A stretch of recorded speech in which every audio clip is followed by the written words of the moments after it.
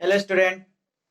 देखिए पिछले लेक्चर हम लोग स्टार्ट किए थे थायोफीन, ठीक, जिसमें आपको बताया गया था थायोफीन 5 मेंबर हेट्रोसाइक्लिक कंपाउंड होता है जिसमें 4 कार्बन एटम होते हैं और हेट्रो एटम में इसमें क्या होता है, सल्फर होता है। ठीक, और एक चीज आपको ये बताया भी गया था कि जो थायोफीन होता है वो एरोमेटिक कैरेक्टर शो करता है। एरोमेटिक कैरेक्टर इसलिए शो करता था क्योंकि ये साइक्लिक होता है, प्लेनर होता है और सारे कार्बन एटम है सल्फर एटम sp2 हाइब्रिडाइज्ड में होते हैं और पूरे रिंग में कंजुगेशन होता है और साथ ही साथ हकल्स रूल यानी कि 4n+2 पाई इलेक्ट्रॉन को फॉलो करता है।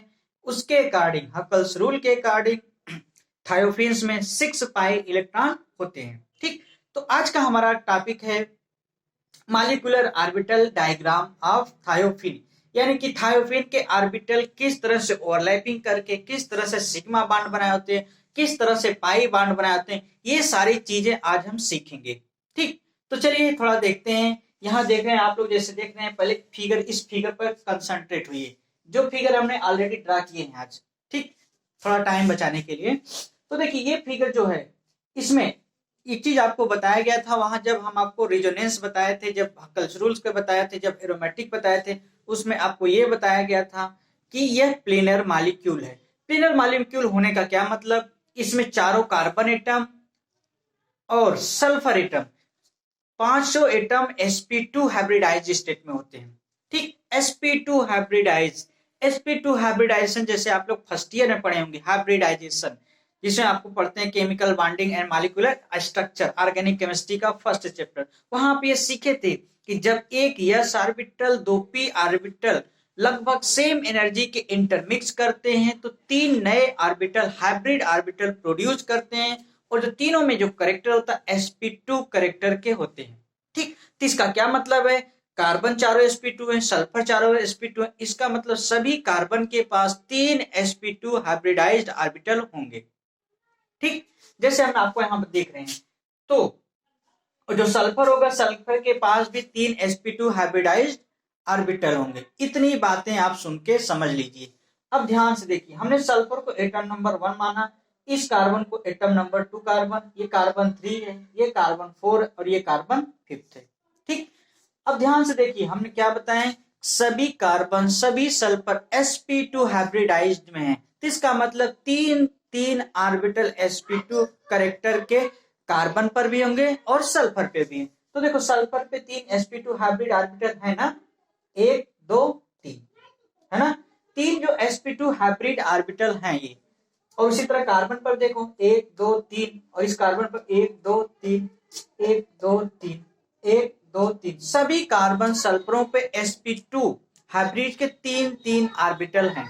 ठीक, हाइड्रोजन का इलेक्ट्रॉनिक कॉन्फ़िगरेशन करें तो हाइड्रोजन पर एक सेल होती है, उसमें यानी कि 1s1 में जाता है, यस सब सेल में केवल एक ऑर्बिटल वो होता है। तो क्या होता है कि हर कार्बन का एक sp2 हाइब्रिड ऑर्बिटल और हाइड्रोजन के एक s ऑर्बिटल से आपस में ओवरलैपिंग हो जाती है तो सिग्मा बॉन्ड बनता है।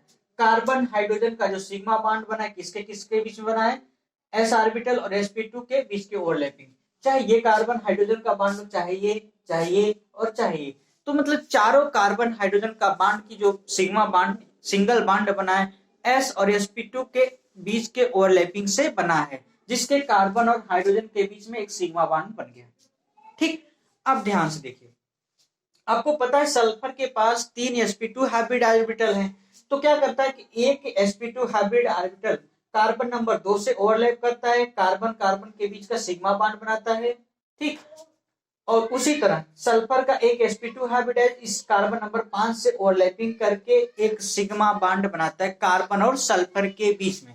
ठीक, तो सल्फर के ऑर्बिटल यूटिलाइज हो गए।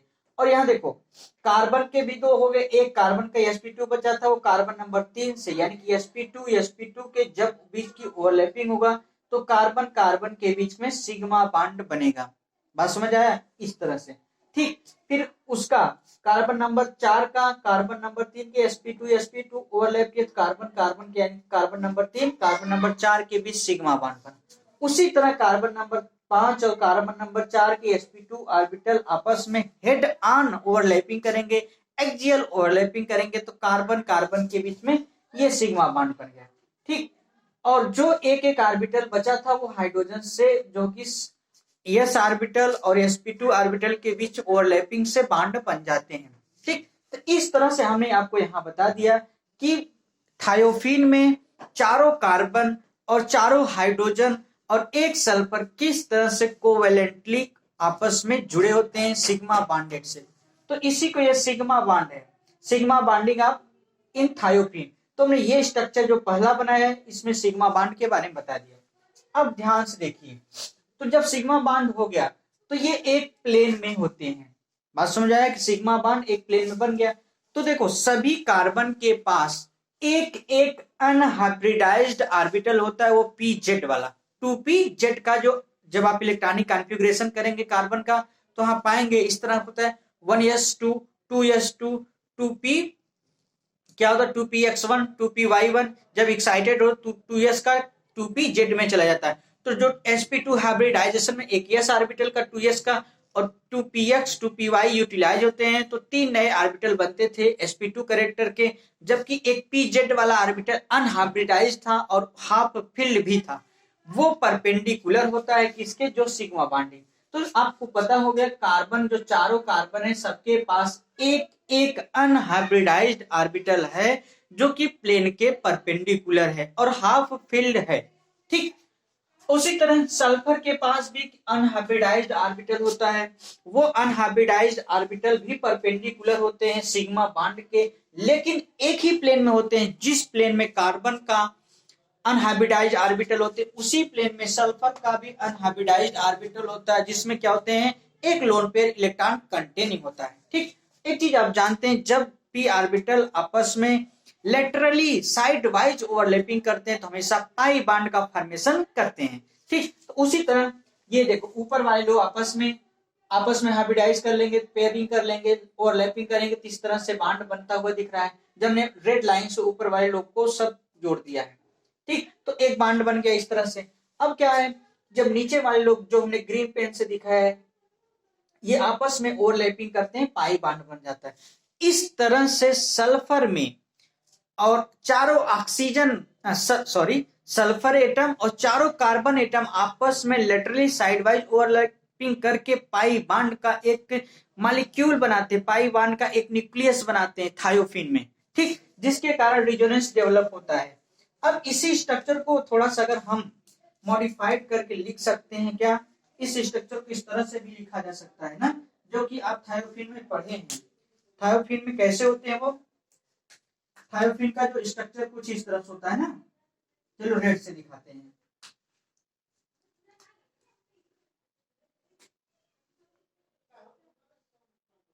ये सल्फर, ठीक, अब इसके थायोफीन में दो पाई बॉन्ड होते हैं, एक लोन पेयर इलेक्ट्रॉन होता है जो कि पाई बॉन्ड में पार्टिसिपेट करता है।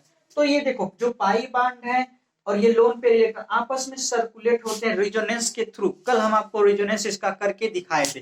तो एक पाई 6 पाई इलेक्ट्रॉन का 6 सेक्सटेट बनाते हैं जो हकेल्स रूल को फॉलो करता है। इस तरह से ये इसका मॉलिक्यूलर ऑर्बिटल डायग्राम होता है थायोफीन का।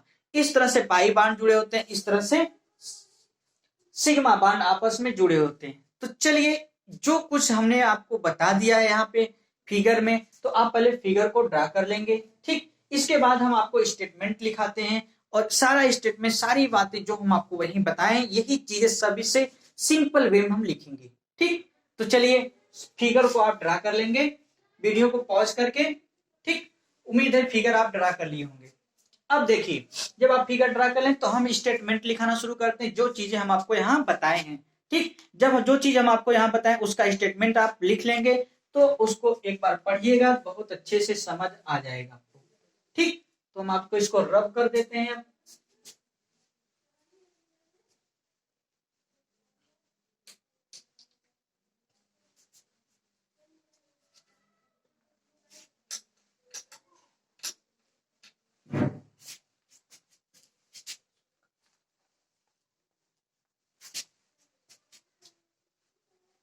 तो आपको पता चल गया कि कितने पाई बॉन्ड होते हैं इसमें, और कितने पाई इलेक्ट्रॉन होते हैं, 2 पाई बॉन्ड होता है, एक सल्फर का लोन पेयर, वो भी पाई इलेक्ट्रॉन में कैलकुलेट किया जाता है। तो टोटल कितने कुल पाई इलेक्ट्रॉन होते हैं थायोफीन में, 6 पाई इलेक्ट्रॉन पार्टिसिपेट करते हैं। ये क्योंकि आपको तो पता है ये हेट्रोएटम होता है, ठीक। हेट्रोएटम थायोफीन में कौन होता है, सल्फर। एक चीज ये भी पता है सल्फर जो होता है किस ग्रुप का एलिमेंट है, पीरियोडिक टेबल 16 ग्रुप का एलिमेंट है, यानी कि ऑक्सीजन फैमिली का। और ये पता है आपको सल्फर पर 2 लोन पेयर इलेक्ट्रॉन होते हैं, एक lone pair electron pi bond में पार्टिसिपेट कर लेता है, दूसरा जो लोन पेयर होता है सल्फर पे वो पाई बॉन्ड बनाने में पार्टिसिपेट नहीं करता है, वो डीलोकलाइज नहीं बल्कि लोकलाइज्ड इलेक्ट्रॉन होता है, ठीक। एक चीज समझ आ रहा हो डीलोकलाइज्ड क्या होता है और लोकलाइज्ड क्या होता है, ये भी चीजें आपको पिछले क्लास में पढ़ के आए होंगे फर्स्ट ईयर में ही। लोकलाइज क्या होते हैं, जब शेयर पे इलेक्ट्रॉन 2 न्यूक्लियस के बीच में हमेशा परमानेंटली होता है उसे लोकलाइज्ड इलेक्ट्रॉन कहते हैं। और जब ऐसे इलेक्ट्रॉन जो 2 या 2 से अधिक न्यूक्लियस के बीच में ट्रांसफर होते रहते हैं, आपस में ट्रांसफर होते रहते हैं, इसी को कहते हैं डीलोकलाइज। जितने रिजोनेटिंग कंजेशन होते हैं, जितने एरोमेटिसिटी होते हैं, जितने हाइपर कॉन्जुगेशन होते हैं, सब डीलोकलाइज के एग्जांपल होते हैं, ठीक। तो चलिए जो चीजें हम आपको यहाँ बताएं वही आपको यहाँ स्टेटमेंट के रूप में लिखने हैं। तो चलिए एक एक करके लिखते हैं। देखिए इन थायोफीन, एक चीज तो आप जान गए हैं थायोफीन में सभी चारों कार्बन एटम और ऑक्सीजन किस स्टेट में होते हैं, हाइब्रिडाइज sp2 में होते हैं। लिखिए चलिए अब हम लिखना शुरू करते हैं स्टेटमेंट में। इसका जो हम अभी फिगर यहाँ ड्रा किए थे उसी के बारे में आपको लिखना है, ठीक। लिखिए in thiophene, in thiophene, in thiophene all carbon atom, all carbon atom, कितने कार्बन एटम थे, 4, all carbon atom and sulphur atom, and sulphur atom are, all sulfur atom, all carbon in thiophenes, all carbon atom and sulfur atom are in sp2 hybridized state, are in sp2 hybridized state, hybridized state कहने का क्या मतलब, सभी thiophene में चारों carbon और sulphur sp2 hybridised state में होते हैं, ठीक। आगे देखते हैं। अब जो आती है जितने कार्बन होते हैं सभी के हाइब्रिडाइज्ड ऑर्बिटल sp2 हाइब्रिडाइज्ड में एक एक अनपेयर्ड हाफ फिल्ड ऑर्बिटल होते हैं, ठीक। तो इसको लिख लीजिए, लिखिए sp2 hybrid orbital, sp2 hybrid orbital of each carbon, sp2 hybrid orbital of each carbon atom, sp2 hybrid orbital of each carbon atom contains unpaired electron, contains unpaired, unpaired मतलब half filled, unpaired electrons, ठीक।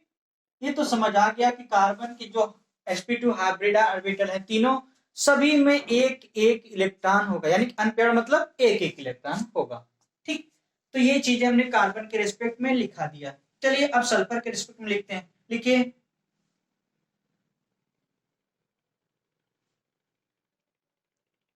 देखिए जो sp2 hybrid orbital है carbon का वो आपस में sigma bond बनाते हैं और साथ ही साथ हाइड्रोजन के साथ भी, जो कि फिगर में आप देखे थे। तो पहले कार्बन के सब सिग्मा और हाइड्रोजन कार्बन सब सिग्मा बॉन्डों को लिख के कंप्लीट कर लीजिए। तो पैरा चेंज करके आप लिखेंगे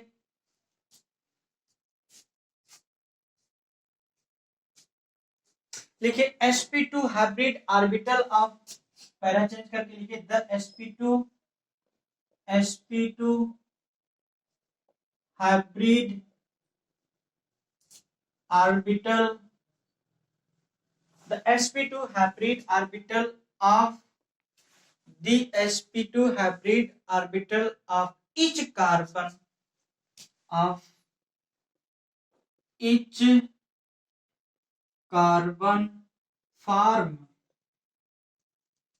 sigma bond with each other, form sigma bond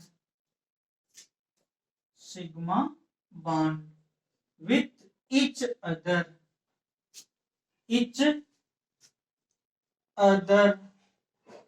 as well as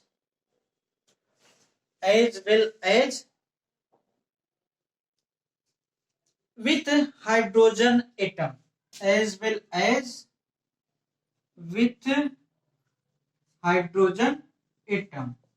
इस लाइन में हमने क्या बताया आपको, हमने यही बताया कि sp2 हाइब्रिड के जो तीनों ऑर्बिटल कार्बन में होते हैं आपस में सिग्मा बॉन्ड बनाते हैं, साथ ही साथ हाइड्रोजन के बीच और कार्बन से भी सिग्मा बॉन्ड का फॉर्मेशन वो करते हैं। ठीक, तो यहाँ ये चीज हम आपको बता दिए। चलिए अब सल्फर की तरफ मूव करते हैं ना। देखिए जो सल्फर के पास sp2 हाइब्रिड ऑर्बिटल थे वो एक sp2 हाइब्रिड कार्बन नंबर 2 से कार्बन 2 से, यानी सल्फर को एक पहला पोजीशन दिए थे नंबर 1, थायोफिन का एटम नंबर 1 था, और C2 से वो ओवरलैपिंग करता है और C5 से भी ओवरलैपिंग करके सल्फर के बीच और C2 और C5 के बीच एक सिग्मा बॉन्ड का फॉर्मेशन होता है। ठीक, तो यही आपको पैरा चेंज करके लिखना है। देखिए पैरा चेंज करके लिखिए 1sp2 हाइब्रिड ऑर्बिटल ऑफ, लिखिए 1sp2 hybrid orbital of, para change करके लिखिएगा 1sp2 hybrid orbital of C2 carbon number 2 and C5 carbon number 5, C2 and C5 overlaps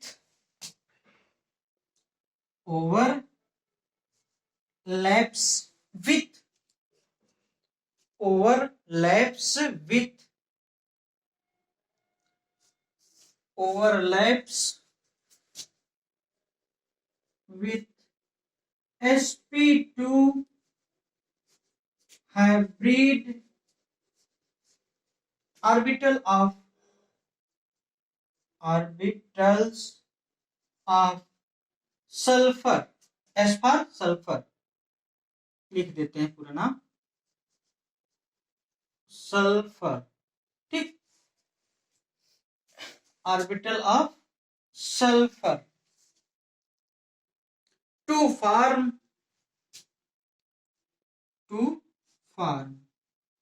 जब C2 C5 से ओवरलैप करेगा तो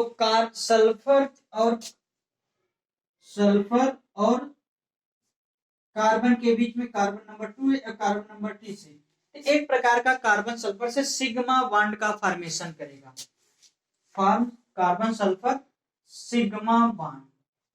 ठीक, तो इस लाइन में हमने आपको ये बताया है कि यहां से sp2 हाइब्रिड ऑर्बिटल जो C2 और C5 के थे वो ओवरलैप कैसे करते हैं, सल्फर के sp2 के दो sp2 हाइब्रिड ऑर्बिटलों से, और क्या बना लेते हैं सल्फर का C2 कार्बन के बीच में सिग्मा बॉन्ड, सल्फर यानी कि कार्बन नंबर 2 से जुड़ा होता है और कार्बन नंबर 5 से आपस में सिग्मा बॉन्ड से जुड़ा होता है कोवेलेंटली। ठीक, तो यह चीज हमने ये सब चीजें सिखा दी आपको। ठीक, अब एक चीज और देखिए, सल्फर के पास एक जो sp2 हाइब्रिड ऑर्बिटल है उसके पास एक लोन पेयर इलेक्ट्रॉन होता है। ठीक, तो उसको आप लिखेंगे, लिखिए तो जो दो तो sp2 यहां यूज हो गए, एक बचा है उसके बारे में लिखिए 1sp2 hybrid orbital, 1sp2 hybrid orbital, 1sp2 hybrid orbital of sulfur, S for sulphur, symbol लिख देते हैं उसका ना, चलिए पूरा नाम भी लिख देते हैं, sulphur contains lone pair electron, contain lone pair electron. ठीक, जो दो तो sp2 इससे कार्बन C2 और कार्बन 5C5 से कोवेलेंट बॉन्ड बना लिए थे, एक जो sp2 हाइब्रिड ऑर्बिटल बचा था उसके पास लोन पेयर इलेक्ट्रॉन होते हैं। ठीक, यही पाई बॉन्ड बनाने में पार्टिसिपेट करेगा। ठीक, अब चलिए देखते हैं, ये तो सिग्मा बॉन्ड के सारे बारे में बता दिया हमने कि कार्बन कार्बन कैसे जुड़े होते हैं, कार्बन हाइड्रोजन कैसे बॉन्डेड होता है, कार्बन सल्फर कैसे जुड़े होते हैं। ठीक, अब हम पाई बॉन्ड की तरफ मूव करते हैं, पाई बॉन्ड इसमें कैसे बना होगा, चलिए इसको लिख लेते हैं यहाँ पे। देखिए सभी कार्बन एटम यानी कि चारों कार्बन एटम और सल्फर के पास एक एक अनहाइब्रिडाइज्ड ऑर्बिटल होते हैं, वो भी हाफ फील्ड होते हैं, और जो प्लेन के परपेंडिकुलर होते हैं, और आपस में जितने अनहाइब्रिड ऑर्बिटल होते हैं वो पैरेलल होते हैं। ठीक, यानी कि सिग्मा बॉन्ड के परपेंडिकुलर और अनहाइब्रिड ऑर्बिटल आपस में पैरेलल होते हैं, और वही साइड वाइज ओवरलैपिंग करते हैं और लास्ट में चल के पाई बॉन्ड का फॉर्मेशन करते हैं। ठीक, तो पैरा चेंज करके आप लिखेंगे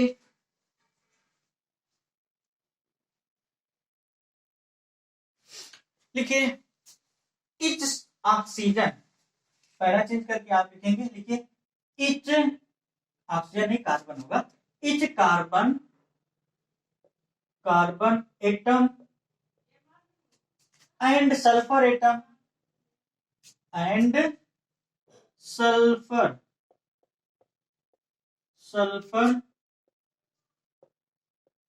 atom has, each carbon atom and sulfur atom has unhybridized orbital,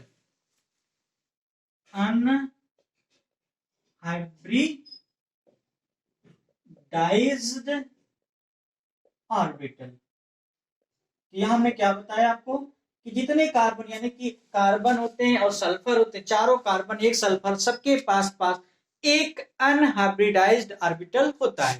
ठीक, वो चीजें हमने आपको यहां लिखा। अब पैरा चेंज करके आपको ये लिखना है किस तरह से वो बॉन्ड बनाते हैं ना, तो उसके आगे लिखिए unhybridised orbital of,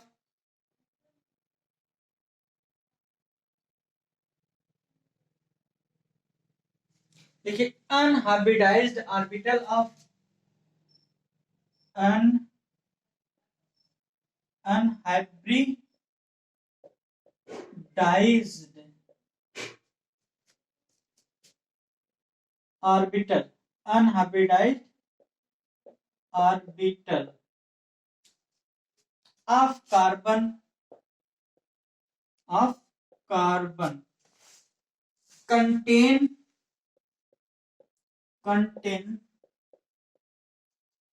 contains unpaired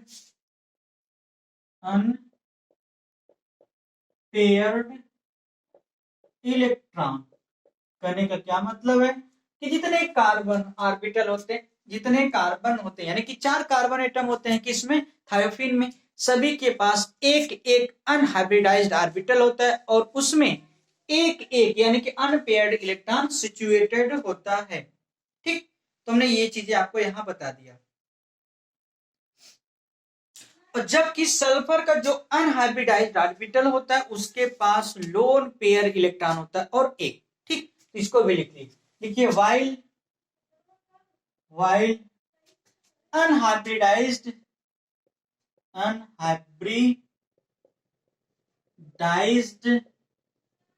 sulphur atom, S for sulphur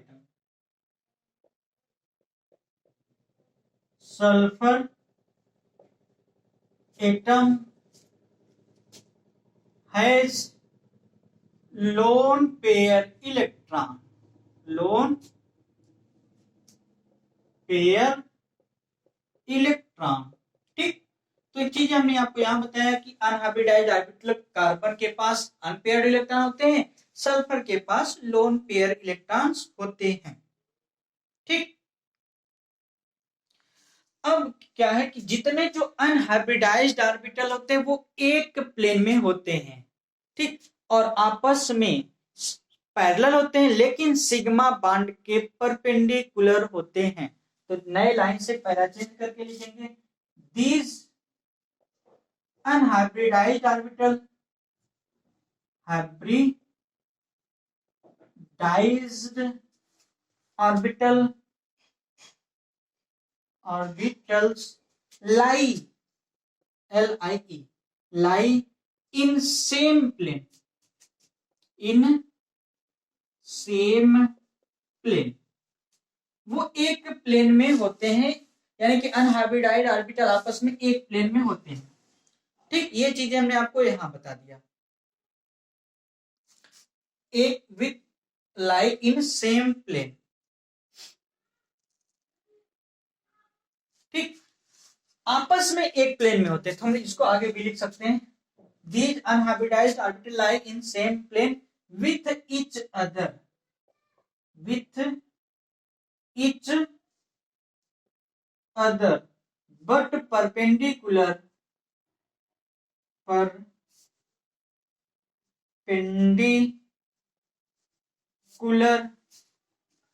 to the plane of sigma bond. तो थायोफीन में जो सिग्मा बॉन्ड होता है उसके परपेंडिकुलर होते हैं कौन से, अनहाइब्रिडाइज्ड ऑर्बिटल, और आपस में एक ही प्लेन में होते हैं जो हाइब्रिडाइज्ड अनहाइब्रिडाइज्ड ऑर्बिटल कार्बन और ऑक्सीजन पर थे। ठीक, ये चीजें हम आपको यहां इस लाइन में लिखा दिए। अब चलिए पैरा चेंज करके लिखिए। ठीक, अब होता क्या है कि जो अनहाइब्रिडाइज्ड ऑर्बिटल है आपस में एक प्लेन में है और सिग्मा बॉन्ड के परपेंडिकुलर है, तो जो आपस में एक प्लेन होने की वजह से अनहाइब्रिडाइज्ड पी ऑर्बिटल है, तो आपस में साइड वाइज ओवरलैपिंग करेंगे, साइड वाइज ओवरलैपिंग करके पाई बॉन्ड का फॉर्मेशन करते हैं। ठीक, तो नए पैरा से आप लिखिए, these unhybridised orbital, para change करके नए लाइंस लिखेंगे, these unhybridised orbital, these unhybridised orbital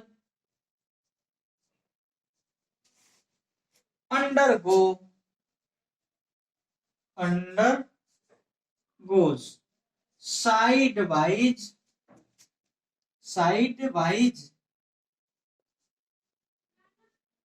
overlapping, undergoes sidewise overlapping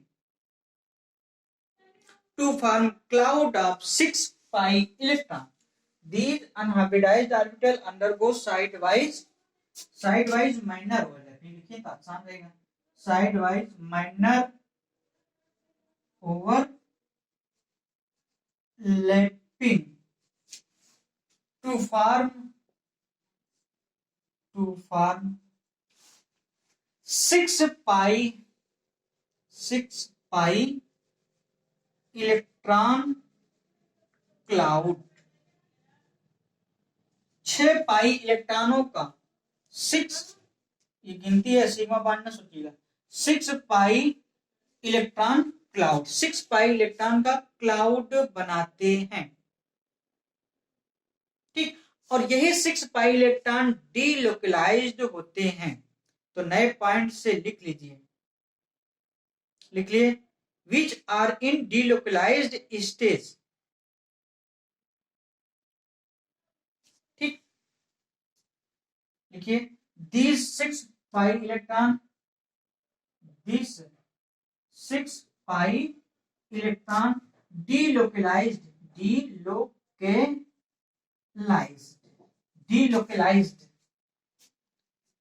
this 6 pi electron delocalized delocalised state, मतलब हमेशा डीलोकलाइज मूव करते रहते हैं थायोफीन में, और इसी डीलोकलाइजेशन के कारण थायोफीन में स्टेबिलिटी होती है। ठीक, तो इसको नए लाइन से क्या उसी में आगे लिखिए, देखिए दिस डीलोकलाइजेशन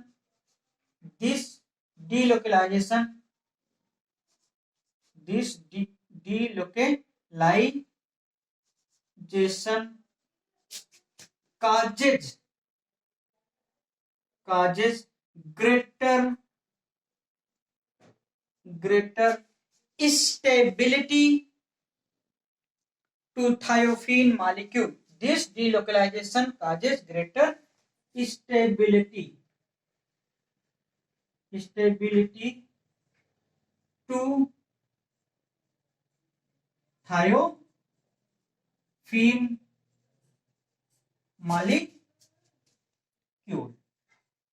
ठीक, तो एक एक चीज को हमने फिगर से विथ डायग्राम सारी चीजें को आपको डिस्कस कर दिए कि थायोफीन जो होता है कैसे सिग्मा बांड बनाए, कैसे पाई बांड बनाए, किस तरह से आपस में डीलोकलाइज थे, सारी चीजों को हमने स्टेट बाय स्टेट और स्टेटमेंट करके लिख दिया और समझ लिया है।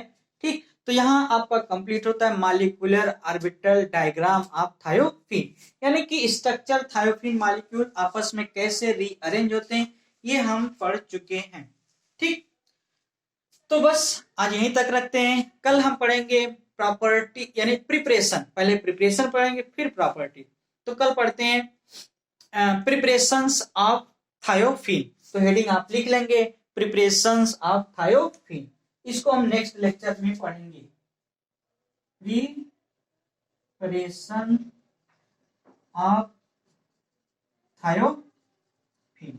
ठीक, कल हम इसी का आगे कंटिन्यू करेंगे। उम्मीद करते हैं मॉलिक्यूलर ऑर्बिटल डायग्राम आप अच्छे से समझ पाए होंगे। ठीक, अगर किसी को कहीं प्रॉब्लम होती है किसी भी टॉपिक को लेके केमिस्ट्री में, तो आप हमसे बिना किसी हेजिटेशन के कांटेक्ट कर सकते हैं। ठीक, बस आज यहीं तक। Okay, thank you.